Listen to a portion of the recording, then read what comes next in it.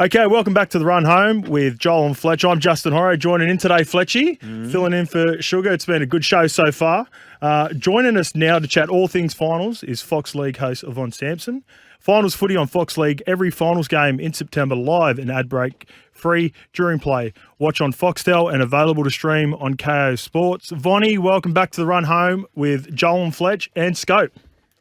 Oh, thank you so much for having me on. What a great time of year it is to be a rugby league fan. Only a couple more weeks to go and, all the best games ahead of us. I can't wait. Now, Vonnie, your Broncos, because you have been made publicly, you've said that's your team. Are you getting a little bit nervous? Because I think Penrith, absolute morals. And I know you don't like a bet. I know you're not a gambler. But I think the Warriors-Broncos game, I reckon that might be closer than people think. Do you get that feeling as well? I hope it is close. Yeah, I hope it is close. I think what the Warriors have achieved this year is staggering. And Sean Johnson's been the barometer of the rise. And what an incredible homecoming season it's been for them. And just to see how well they're connected as a team and they all say, what's the difference in Sean Johnson? And Stacey Jones has been asked all year, what have you done with him? What's the magic key? And he said it's actually, he's always got the tricks. None of that's changed. He said defensively his mindset is different. He's up, he's leading the defensive line. He's the one working hard from marker. He's the one trying to get out, put a bit of a shot on one of the big boys, and that sort of inspires the rest of the team. And I know we've got the Dally M's in a couple of weeks next week we should say. And it'll be wonderful to see. Even if he doesn't win, I think it's wonderful to congratulate Sean Johnson on what he's been doing for the Warriors. And, of course, their coach, who's in line for Coach of the Year, and Andrew Webster. But I think you're right. I think the Warriors and the Broncos, that is going to be such a great contest. And I am a Broncos girl. I remember in 1988 I had to go to my dad, who was a Tigers fan, and we were a Tigers family because Dad grew up in Balmain, and said, would it be okay if I ended up supporting the Broncos? And his heart broke, but to his credit, he said, no, absolutely, love. You can do whatever you want. You can support the Broncos. And I'm very grateful for the Broncos because all of those guys, they're responsible. Those early Broncos, they made me fall in love with the game. And, they for a little kid growing up in regional Queensland, you almost had an identity and you had something that made you feel special and showed you that you could be world beaters. You could be the best in the world from whatever little backwater you came from in Queensland. So I love the Brisbane Broncos to this day. And yes, I'm very nervous. Yes, I think this game is going to be one of the best we've seen all year. And because I'm such a proud Queenslander, I know how many proud Kiwis there are in Queensland. The atmosphere is going to be absolutely berserk. So, I can't wait. I'm so excited for this game. So, Von, you mentioned there Coach Andrew Webster. There's been a bit of conjecture. Some people are saying, he'll be a moral to get the Coach of the Year, considering they came from 15th last year and the top four. My counterpart, Joel Kane, says, no, it's Ivan Cleary. Ivan Cleary is the best coach in the NRL at the moment because what he's done defensively last week. Where do you stand on this?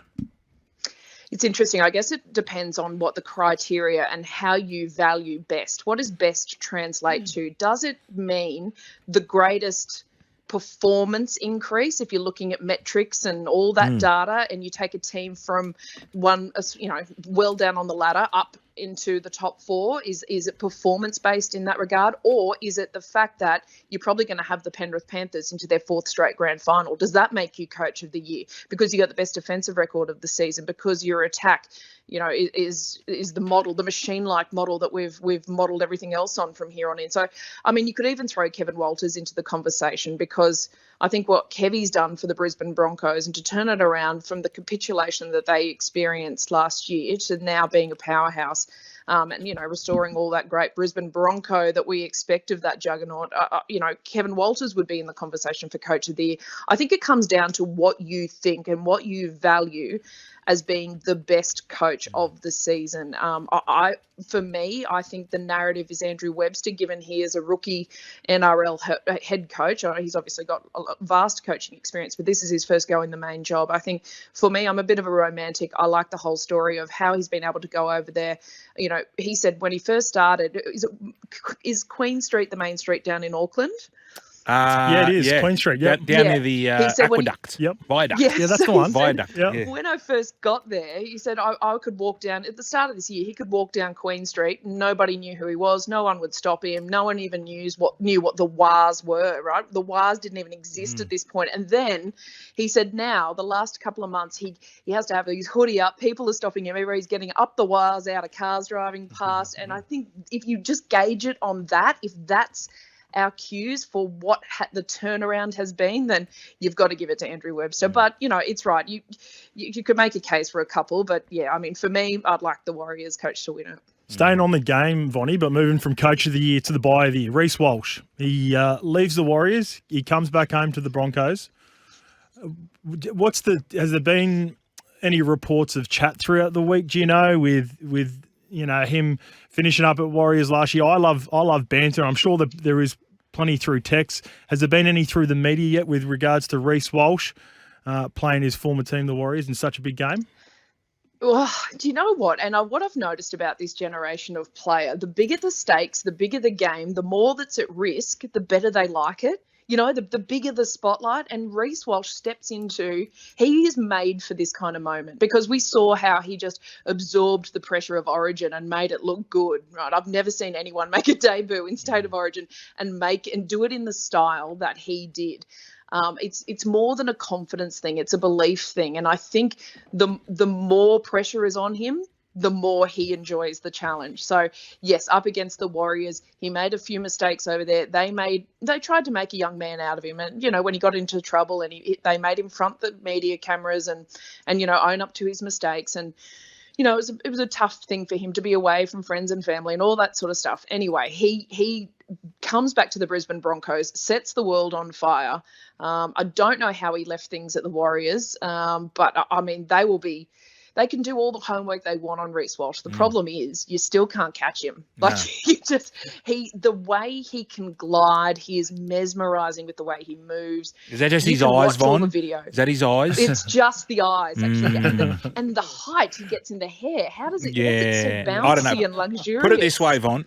As you know, I've got 3 daughters. Not 1 ounce of interest in rugby league up until the start of the year. Reece Walsh. So I had the little one who's 14. I had 6 young 14-year-old girls in my lounge room, said, Dad, what time's the footy start? And I went, what? This is coming from you? And it was what they were doing. They were watching the game and then looking at TikTok. Yeah. They're watching Reece Walsh TikToks.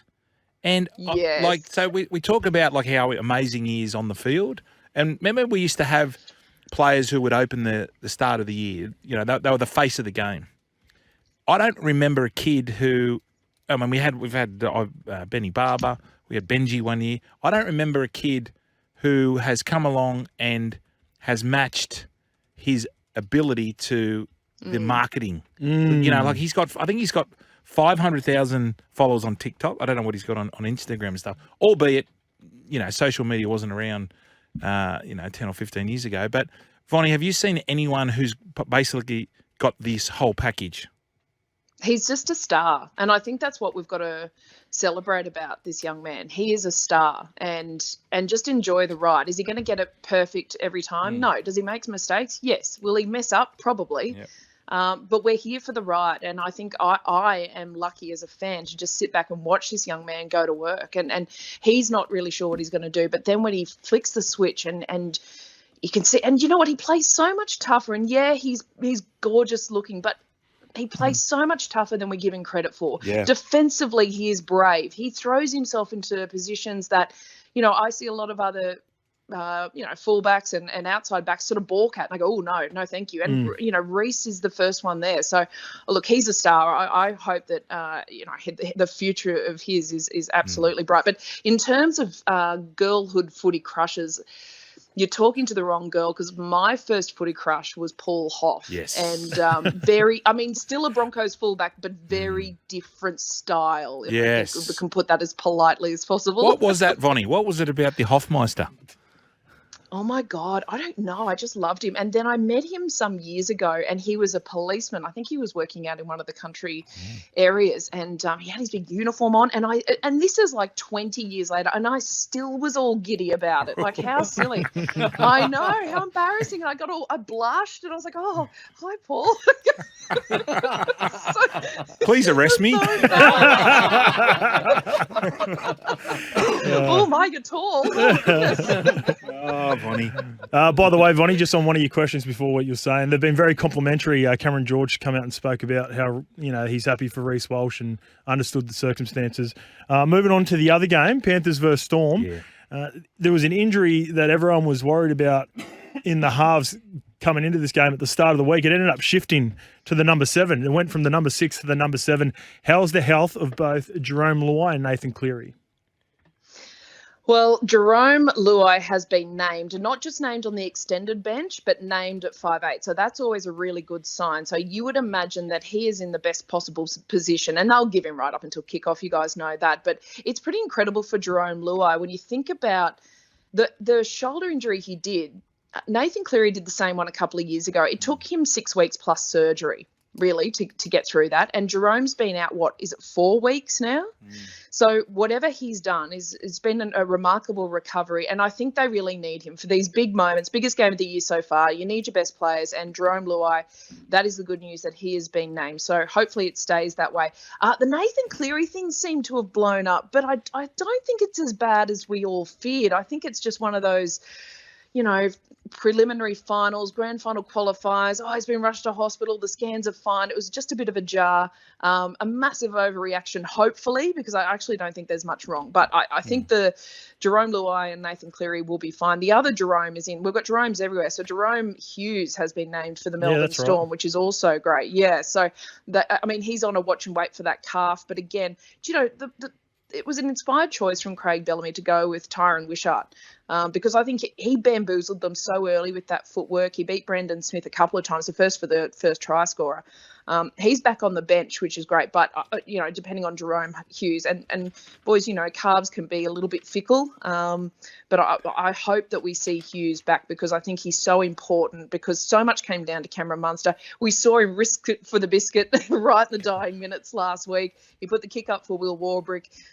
Who's got the new nickname and one of the best new nicknames I've heard in the game, the Brick with Tries. Oh, very good. Yeah, I know. How good's that one? Very I know. good. That peeled my banana too. I liked it. I don't mind that. And I think he's probably making a great case for Rookie of the Year as well. But, yeah I think for the Melbourne Storm, they've definitely got obviously they've got the know-how. They've got that. They've always got a powerhouse way to the road to the grand final, but week 1 they got embarrassed badly. They played as poorly as they possibly could, and they got thumped 26-0 or something. Last week they came back. They won that cliffhanger at Amy Park. Hopefully this is a settler. Hopefully they have all their best players out there because I think the Panthers Storm game will be hyper competitive. And I personally think it'll come down to the Panthers defence. And most things have so far this season. They are, they never really panic. They kind of just get through everything and then they absorb all that pressure. They've changed the way they've played. And Ivan Cleary's been asked a couple of times, yes, you're on track for this three-peat, but the way you've gone about the last few seasons has been different. They've evolved. So they've been wonderful to watch. And, I just think defensively, the Storm are going to have to come up with something pretty special to get through this Panthers defence. So, yeah, it's going to be a great weekend of footy. I can't wait. I'm declaring them, Von. I'm declaring them. Yeah. Yep. A bit like the men from the mountains. I think they'll do well to get within 20 points of them.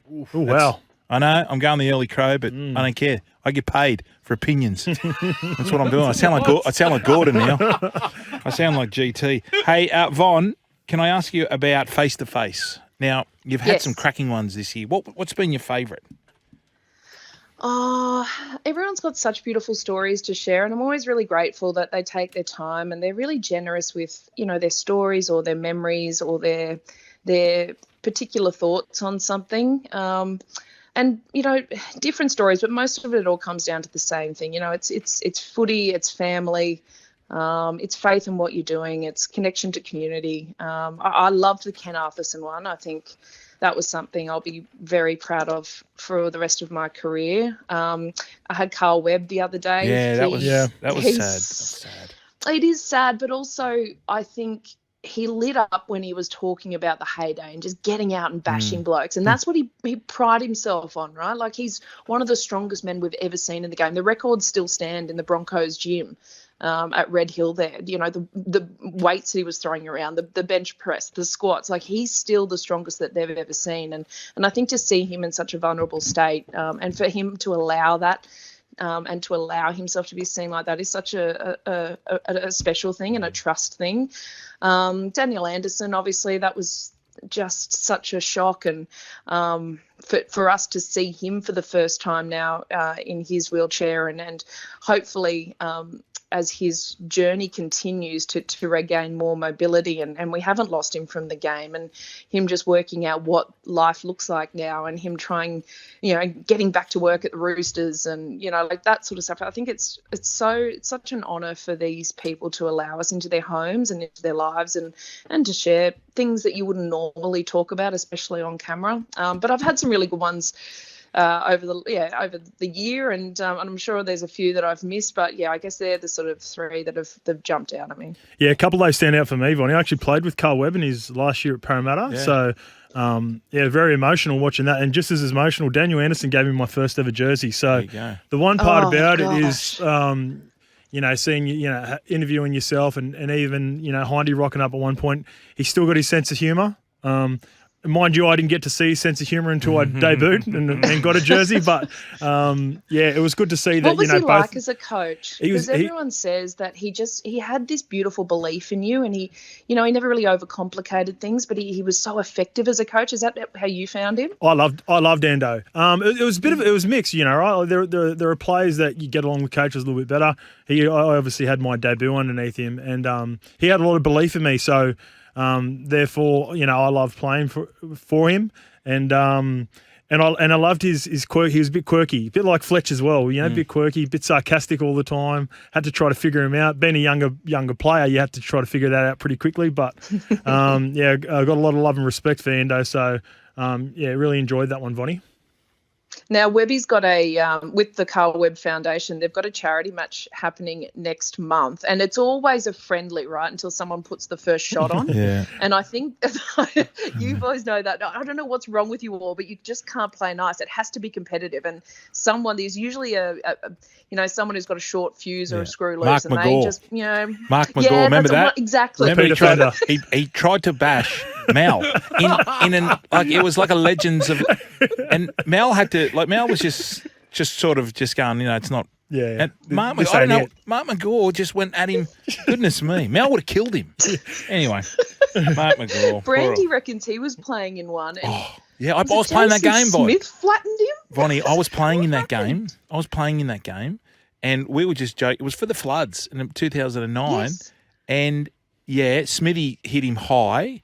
But then Gordon, there was a guy who, what was his name? He was a fruit shop owner, and he won Tony Trim. The charity. The charity. Yeah, anyway, he paid. Yes. Gordon, he went up to Gordon, and it was abusing. He's about 2'0" nothing. Yeah, I remember this. Yeah. And Gordon's like walking around going, is this bloke serious?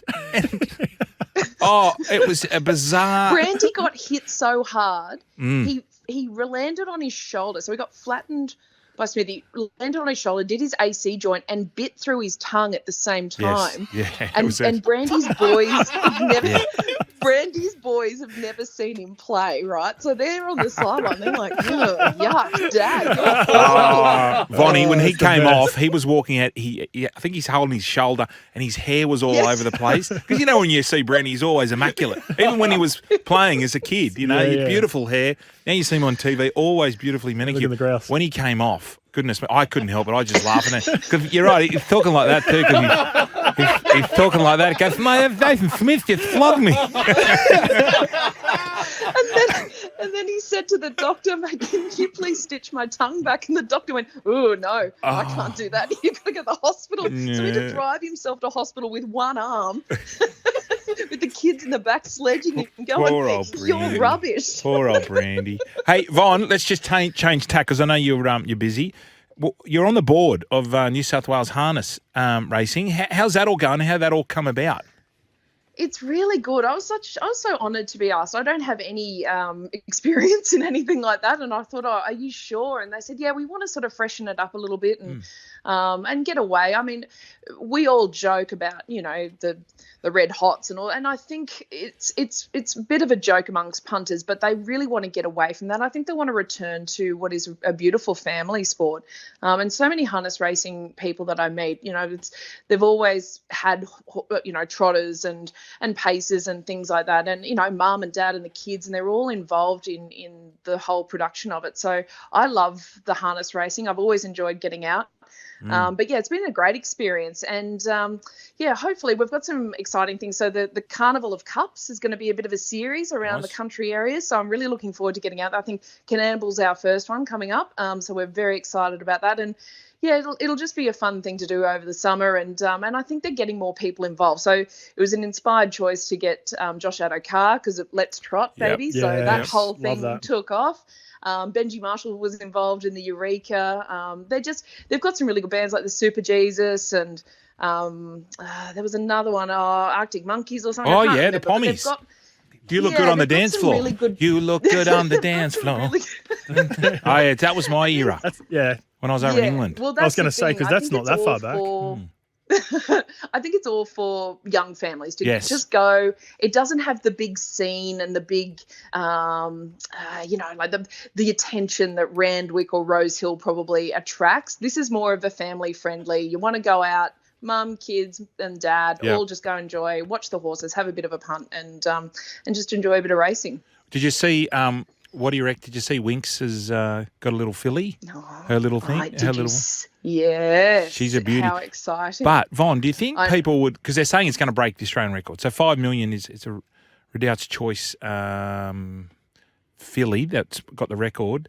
Do you think people will it'll bump the price up because it's Winks, first filly? That might come into consideration. So, whether or not it's any good, they just want to buy it because it's The nostalgic of it, It's a prestigious. I mean, the page is probably unbeaten, right? I think you're right. For you to even have a chance at owning a piece of Australian racing bloodlines like this, I just can't wait. So the Inglis is so proud to be able to take this yearling through and be able to offer it to the world. And can you imagine the bidders? Can you imagine the auction room? Yeah. How tense it's going to be. If anyone has not been to a yearling auction or any sort of the auctions really, please make sure you get along because this will be spine tingling. I think it'll be one of those moments people will say, where were you when that Winks filly went under the hammer? Because, to see that horse parade around in the ring and the kind of money and the egos and the characters and everything that's going to go into it. And, it's going to be one of those moments. Von, question without notice. If it went for 5 million, do the Winks owners get half and the Piero owners get the other half? How does that all work? Is it split down the middle? I don't know how I don't know how they've divided it up. I don't know where the money goes. Yeah, no, good question. But more importantly, can you talk to your mates over at the Roosters and see if we can get a syndicate going and maybe we can put in a bid? Oh, yes. Yeah, okay. Rico will help us. Yeah, oh, yeah, of course he will. We'll have to do something with his insurance company. I can't believe he works. That's what I don't get. Why are you working? Mr. Waterhouse. Exactly. He's the best. Your We love surname, him. he's changed his name by Depol too. Oh, did you see that? Isn't he the Before nicest you go, man? did you see that lady who named her baby methamphetamine Oh my God, rules? methamphetamine. Methamphetamine rules. She's off her head. So is it because she wants to see if it's allowed? Yeah, that's what she did. Because she's a journo. She's a journo on the ABC. Anyway, I know Is she on when meth? your next baby. Who knows what your next baby's going to be called after that? Brian Fletcher. There you go. What's your middle name, Fletch? Nathan. Brian Nathan Fletcher. There you go. Yeah, I was supposed to be a Nathan, but Mum got over it because I'm named after the last king of Ireland. There you go. Oh, Anyway, see, I'm adopted, and my birth name was Delicia Hall. Oh, DH. Yeah, I like this. know. Delicia. Delicia Hall. Yeah, That's awesome. Maybe she's the one that comes out after I've had a few Chardonnays on board. Oh, yes. Maybe it's Delicia. I like D. Delicia, that's a She's cool fun, isn't name. she? I do like that. Delicia, thanks for joining Oh, us yes. on the run home with Thanks, Fletch Ronnie. and Scope. It was an absolute pleasure. Looking forward to watching you on Fox League all throughout the weekend. Thanks, boys.